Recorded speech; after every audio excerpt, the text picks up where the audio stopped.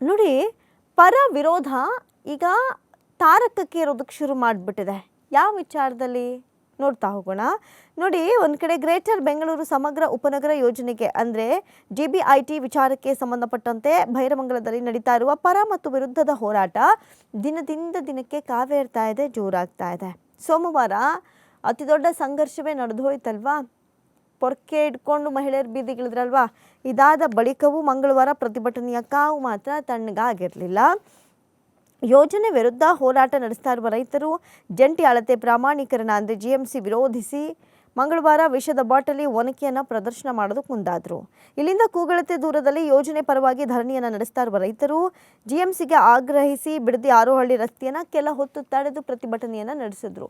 ಈಗಾಗಲೇ ರೈತರು ಭಾರೀನೇ ಕುಪಿತರಾಗಿದ್ದನ್ನು ನೋಡಿದ್ವಿ, ರಿಯಾಕ್ಷನ್ಸ್ಗಳನ್ನು ಕೊಟ್ಟಿದ್ದನ್ನು ನೋಡಿದ್ವಿ. ಜೊತೆಗೆ ಬರಬೇಡಿ ಅಂತ ಹೇಳಿದ ಮೇಲೂ ಬಂದವರಿಗೆ ಏನೆಲ್ಲ ಮಾಡಿದ್ರು, ಕಲ್ಲು ತೂರಾಟ ನಡೆಸಿದ್ರು, ಪೊರಕೆಯಲ್ಲಿ ಹೊಡೆಯೋದಕ್ಕೆ ಮುಂದಾದರು. ಜೊತೆಗೆ ಅಲ್ಲೊಬ್ಬರು ಅಸ್ವಸ್ಥರಾದರು, ಅವ್ರನ್ನೂ ಕೂಡ ಪೊಲೀಸ್ ಜೀಪಲ್ಲೇ ಕರ್ಕೊಂಡು ಹೋಗಬೇಕಾದಂಥ ಪ್ರಸಂಗ ನಡೀತು. ಅನೇಕ ಎಡವಟ್ಟುಗಳಾಗ್ತಾ ಇದೆ. ಈಗ ವಿರೋಧಿ ಹೋರಾಟದ ಸ್ಥಳದಲ್ಲಿದ್ದ ಕೆಲ ರೈತ ಮಹಿಳೆಯರು ತಮ್ಮೊಂದಿಗೆ ಕ್ರಿಮಿನಾಶಕ ಬಾಟಲಿ ಒನಕೆಯನ್ನು ಹಿಡಿದು ಕುಳಿತಿದ್ರು. ಜೊತೆಗೆ ಹಸಿರು ಶಾಲುಗಳನ್ನು ಬೀಸುತ್ತಾ ಜೀವ ಬಿಡ್ತೀವಿ ಹೊರತು ಭೂಮಿ ಕೊಡೋದಿಲ್ಲ ಎನ್ನುವಂಥ ಘೋಷಣೆಗಳನ್ನು ಮೊಳಗಿಸುವಂಥ ಕೆಲಸಕ್ಕೂ ಮುಂದಾದರು. ನನ್ನ ಎಷ್ಟರ ಮಟ್ಟಿಗೆ ಆ ಪ್ರತಿಭಟನೆಯ ಕಾವು ಜೋರಾಗಿತ್ತು ಅನ್ನೋದನ್ನು ನೀವು ನೋಡಿದ್ರಿ. ಜೊತೆಗೆ ಹಸಿರು ಟವಲ್ಗಳನ್ನ ತಗೊಂಡು ಬೀಸಿದ್ರು. ಜೊತೆಗೆ ದೊಡ್ಡ ಮಟ್ಟದಲ್ಲಿ ಹೋರಾಟ ಆಗತ್ತೆ ಅನ್ನುವಂಥ ಎಚ್ಚರಿಕೆಯನ್ನು ಕೊಟ್ಟರು. ಈಗಾಗಲೇ ಆ ವಿಡಿಯೋಗಳು ಸೋಷಿಯಲ್ ಮೀಡಿಯಾದಲ್ಲಿ ಭಾರಿನೇ ವೈರಲ್ ಆಗ್ತಾ ಇದೆ.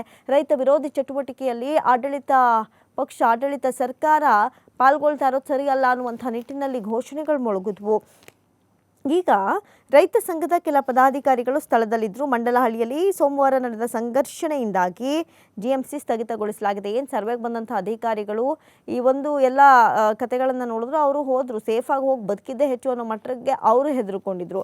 ಇದೆಲ್ಲ ಆಗಿ ಈಗ ಸದ್ಯಕ್ಕೆ ವಾಟ್ ನೆಕ್ಸ್ಟ್ ಅನ್ನುವಂಥ ಪರಿಸ್ಥಿತಿ ಎದುರಾಗಿದೆ. ಸಿದ್ದರಾಮಯ್ಯ ಅವರನ್ನು ಈಗ ಮುಖ್ಯಮಂತ್ರಿ ಸ್ಥಾನದಿಂದ ಇಳಿಸಿ ತಮ್ಮನ್ನು ಮುಖ್ಯಮಂತ್ರಿ ಮಾಡಬೇಕು ಅಂತ DK ಶಿವಕುಮಾರ್ ಅವರು ಕಾಂಗ್ರೆಸ್ ಹೈಕಮಾಂಡ್ಗೆ ಆಮಿಷ ಒಡ್ಡಿದ್ರು.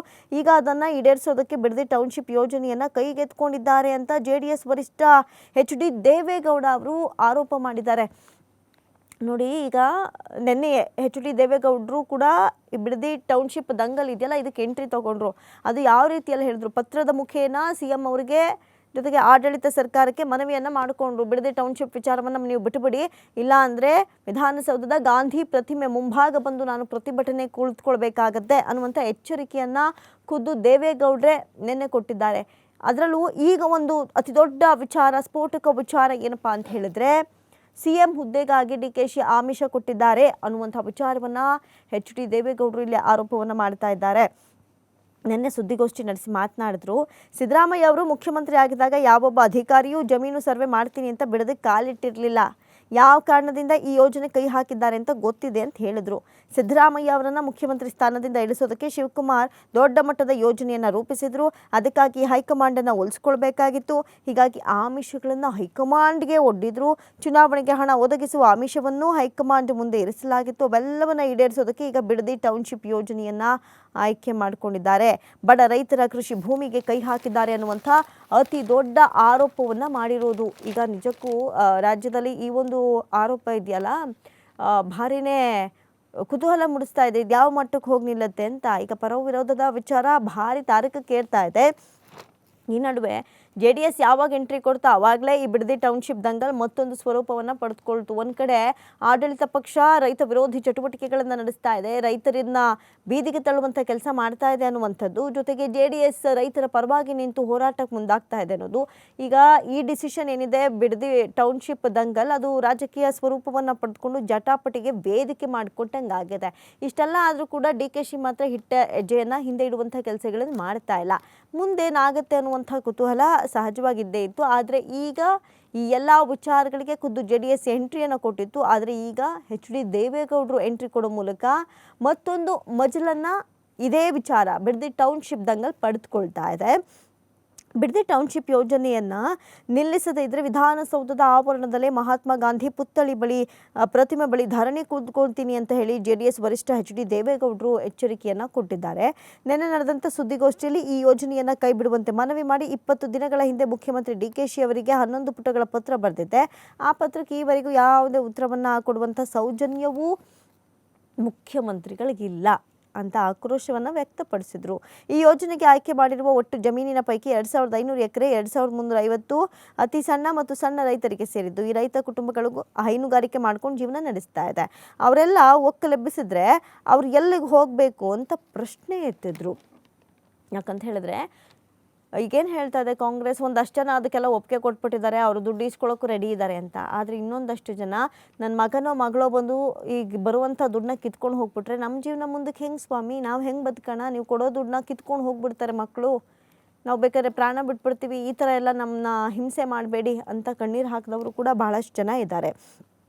ಹಾಗಾಗಿ ನೀವು ನಿಮ್ಮ ಅನುಕೂಲಕ್ಕೆ ತಕ್ಕಂಗೆ ನೀವೇನೋ ಮಾಡಿಬಿಡ್ತೀವಿ ಅಂತ ಹೇಳಿ ಇದನ್ನು ಮಾಡೋಕ್ಕೆ ಹೋಗಿ ಯಾಕೆ ಜನರ ಜೀವನದ ಜೊತೆ ರೈತರ ಜೀವನದ ಜೊತೆ ಆಟ ಆಡ್ತೀರಾ ಅನ್ನುವಂಥ ಅನೇಕ ಪ್ರಶ್ನೆಗಳನ್ನು ಮಾಡಿದ್ರು. ನೆನೇನು ಹೇಳ್ತಾ ಇದ್ರು ವಿಜೇಂದ್ರ ಮಾತನಾಡುವಂಥ ಸಂದರ್ಭದಲ್ಲಿ, ನಿಮ್ಮ ರಿಯಲ್ ಎಸ್ಟೇಟ್ ಗೀಳ್ಗೋಸ್ಕರ ಯಾಕೆ ಜನರ ಜೀವನವನ್ನು ಬಲಿ ಕೊಡ್ತಾ ಇದ್ದೀರಿ ಅನ್ನುವಂಥ ಪ್ರಶ್ನೆಯನ್ನು ನೇರವಾಗಿ ಕೇಳಿದ್ರು. ನೋಡಿ, ಯೋಜನೆಗೆ ಜಮೀನು ನೀಡೋದಕ್ಕೆ ತಾವು ಸಿದ್ಧ ಅಂತ ಸುಮಾರು 40 ರೈತರು ಹೇಳ್ತಾ ಇದ್ದಾರೆ. ಆ ಮಂದಿಯ ಜಮೀನುಗಳ ಒಟ್ಟು ವಿಸ್ತೀರ್ಣ 17 ಎಕರೆಯಷ್ಟು ಆಗಬಹುದು. ಅವರಲ್ಲಿ ಯಾರೊಬ್ಬರು ಕೃಷಿ ಮಾಡ್ತಾ ಇಲ್ಲ, ನಗರಗಳಲ್ಲಿ ನೆಲೆಸಿದ್ದಾರೆ. ಹೀಗಾಗಿ ಜಮೀನು ಕೊಡೋದಕ್ಕೆ ಮುಂದಾಗಿದ್ದಾರೆ. ಈಗ ನೀವು ಕೋಟಿ ಬೆಲೆ ಕೊಟ್ಟು ಕೊಂಡ್ಕೊಳ್ತೀರಿ ಅಂದರೆ ಬೆಂಗಳೂರಲ್ಲಿ ವಾಸ ಇದ್ದಾರೆ, ಅಲ್ಲೆಲ್ಲೋ ಸಣ್ಣ ಪುಟ್ಟ ಎಕರೆಗಳು ಅದನ್ನೆಲ್ಲ ಕೂಡಿಸಿದ್ರೆ 17 ಎಕರೆ ಆಗುತ್ತೆ, ಅವ್ರು ಕೊಟ್ಬಿಡ್ತೀವಿ ಅಂತ ಹೇಳ್ಬೋದು. ಆದರೆ ಎಷ್ಟೋ ಮಂದಿ ನೋಡಿ, 40 ಮಂದಿಗಾಗಿ 2350 ರೈತರ ದುಡಿಮೆಗೆ ಕಲ್ಲು ಹಾಕೋದು ಸರಿನಾ ಅಂತ ಪ್ರಶ್ನೆ ಮಾಡಿದ್ದಾರೆ. ಯಾರೋ ಒಂದು 40 ಜನ ಸಿಟಿಯಲ್ಲಿದ್ದಾರೆ, ಅವ್ರಿಗೊಂದು ದುಡ್ಡಿನ ಅವಶ್ಯಕತೆ ಇದೆ, ನಾವು ಮಾರ್ಕೊಂಡ್ಬಿಡ್ತೀವಿ, ನೀವು ತೊಗೊಳ್ಳಿ ಅಂತ ನಿಮ್ಮ ಸಪೋರ್ಟಿಗೆ ನಿಮ್ಮ ಬೆನ್ನಿಗೆ ನಿಲ್ಬೋದು. ಆದರೆ ನೋಡಿ ಸಂಖ್ಯೆ ಹೆಂಗಿದೆ, 2350 ರೈತರು ಅಲ್ಲಿ ಜೀವನವನ್ನು ಕಟ್ಕೊಂಡಿದ್ದಾರೆ, ಅಲ್ಲಿ ಬೆಳೆಯನ್ನು ಬೆಳೀತಾ ಇದ್ದಾರೆ. ಅಂಥವ್ರ ಬದುಕನ್ನು ನೀವು ಕಿತ್ಕೊಳ್ಳೋಕೆ ಹೋದ್ರೆ ಏನು ಸರಿ ಅಂತ ಪ್ರಶ್ನೆ ಮಾಡಿದ್ದಾರೆ. ಇನ್ನು ರೈತರ ವಿರೋಧದ ಮಧ್ಯೆಯೂ ಸರ್ವೆ ಮಾಡೋದಕ್ಕೆ ಬಂದ ಕಾರಣಕ್ಕೆ ಅವರೆಲ್ಲ ಆಕ್ರೋಶ ವ್ಯಕ್ತಪಡಿಸಿದ್ದಾರೆ ಮತ್ತು ವಿರೋಧಿಸಿದ ಕಾರಣಕ್ಕೆ FIR ದಾಖಲಿಸಿದ್ದು ಸರಿಯಲ್ಲ. ವಿರೋಧ ಮಾಡಿದ್ರು ಅಂದ ತಕ್ಷಣ ನೀವು FIR ಹಾಕ್ಸ್ಬಿಟ್ಟಿದ್ದು ಸರಿನಾ ಅಂತ ಪ್ರಶ್ನೆ ಮಾಡಿದ್ದಾರೆ. ಜೊತೆಗೆ ಈ ಯೋಜನೆಯನ್ನು ಕೈ ಬಿಡಬೇಕು, ಇದೇ 25ರ ಒಳಗೆ ಸರ್ಕಾರವು ಈ ಬಗ್ಗೆ ತನ್ನ ನಿರ್ಧಾರವನ್ನು ಪ್ರಕಟಿಸಬೇಕು ಅಂತ ಒಂದು ಗಡುವನ್ನು ಕೊಟ್ಟಿದ್ದಾರೆ. ಯಾವಾಗ ಈ ಜುಲೈ 25ರೊಳಗಡೆ ನೀವು ಏನಾದ್ರು ಒಂದು ತೀರ್ಮಾನಕ್ಕೆ ಬರಲೇಬೇಕು ಅಂತ ಹೇಳ್ತಾ ಇದ್ದಾರೆ.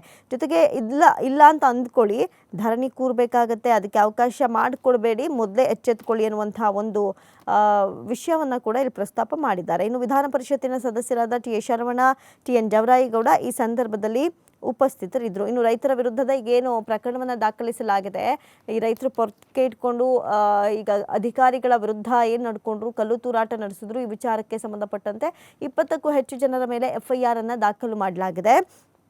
ಈ ಸಂದರ್ಭದಲ್ಲಿ ಅಶೋಕ್ ಇದೇ ವಿಚಾರಕ್ಕೆ ಸಂಬಂಧಪಟ್ಟಂತೆ ಅದನ್ನು ವಾಪಸ್ ಪಡಿಬೇಕು ಅಂತ ಹೇಳಿ ಆಗ್ರಹವನ್ನು ವ್ಯಕ್ತಪಡಿಸಿದ್ದಾರೆ.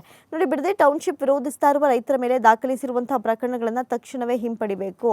ಬಹುಶಃ ಇದು ಇನ್ನೊಂದು ಮಜಲು ಪಡೆದುಕೊಂಡ್ರೂ ಆಶ್ಚರ್ಯ ಇಲ್ಲ. ಯಾಕಂತ ಹೇಳಿದ್ರೆ ಹಿಂದೆ ಹಲವಾರು ಕೇಸ್ಗಳಲ್ಲಿ ಫಿಟ್ಟಾದವರನ್ನ ಆ ಕೇಸ್ ವಜಾ ಮಾಡೋ ಮೂಲಕ ಬಹಳಷ್ಟು ಬಾರಿ ಸರ್ಕಾರ ಆದೇಶವನ್ನು ಹೊರಡಿಸಿದೆ.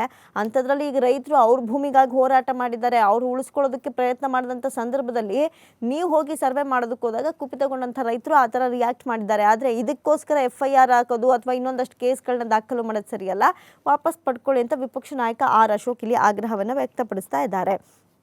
ನಿನ್ನೆ ಮಾತನಾಡಿದಂಥ ಅಶೋಕ್, ಬಿಡದಿ ಟೌನ್ಶಿಪ್ ಹೆಸರಿನಲ್ಲಿ ರೈತರ ಮೇಲೆ ರಾಜ್ಯ ಸರ್ಕಾರ ದಬ್ಬಾಳಿಕೆ ನಡೆಸ್ತಾ ಇದೆ. ಕಾಂಗ್ರೆಸ್ ನಿಜ ಮುಖ ಮತ್ತೊಮ್ಮೆ ಬಯಲಾಗಿದೆ. ರೈತರಿಗೆ ಮಾಹಿತಿ ನೀಡದೆ ಜಂಟಿ ಸರ್ವೆ ನಡೆಸೋದಕ್ಕೆ ಅಧಿಕಾರಿಗಳು ಮುಂದಾಗಿದ್ರು. ಪ್ರಶ್ನಿಸಿದ ಅನ್ನದಾತರ ಮೇಲೆಯೇ ಸುಳ್ಳು ಪ್ರಕರಣವನ್ನು ದಾಖಲಿಸಲಾಗಿದೆ ಅಂತ ಹೇಳಿ ಭಾರಿನೇ ಆಕ್ರೋಶವನ್ನು ವ್ಯಕ್ತಪಡಿಸಿದ್ದಾರೆ. ಈ ವಿಚಾರ ಇನ್ನು ಮುಂದೆ ಯಾವ ಸ್ವರೂಪ ಪಡೆದುಕೊಳ್ಳುತ್ತೋ ನಿಜಕ್ಕೂ ಕಾದು ನೋಡಬೇಕಿದೆ.